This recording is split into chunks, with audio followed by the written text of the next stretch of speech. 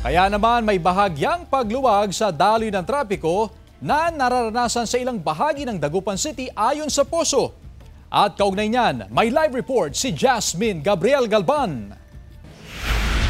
Jasmine? Chris, sa monitoring ng POSO, bahagyan ng lumuwag ang daloy ng trapiko sa lungsod ng Dagupan matapos nabuksan sa mga motorista ang ilan sa ginagawang kalsada sa syudad.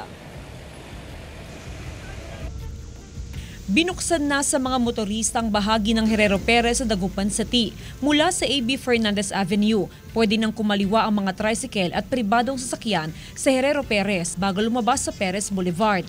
Sakali namang may build-up ng sasakyan papunta sa downtown area, ay dinadivert o pinapadaan na sa Herrero Perez ang mga pumapasadang jeepney. Open na po yung kalahati noon, yung mga papasok po doon is lalabas po sila doon sa may likod ng Wonderland, palabas po doon sa gilid ng Pama at papuntang Ferris po. Bunsod ng pagbubukas ng Herrero Perez ay bahagi nararanasan ngayon ang pagluwag sa daloy ng trapiko. Hindi naman, madam. Okay na rin. Okay lang. Para mabilis ang daan.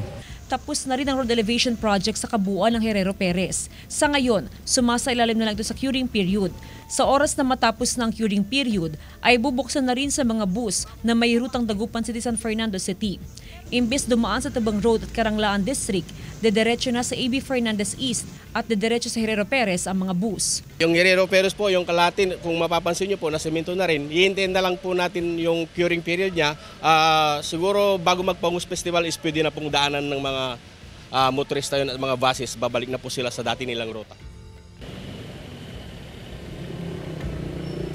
Chris, sa ngayon ay may mga ongoing pa na road widening project sa Dagupan City. Bagamat yung sa bahagi ng Perez Boulevard ay nasa 80% na yung tapos na kalsada. At ayon nga sa POSO, konting panahon na lamang ay pwede nang madaanan muli ng mga motorista ang bahagi naman ng Perez Boulevard. Chris? Maraming salamat, Jasmine Gabriel Galban.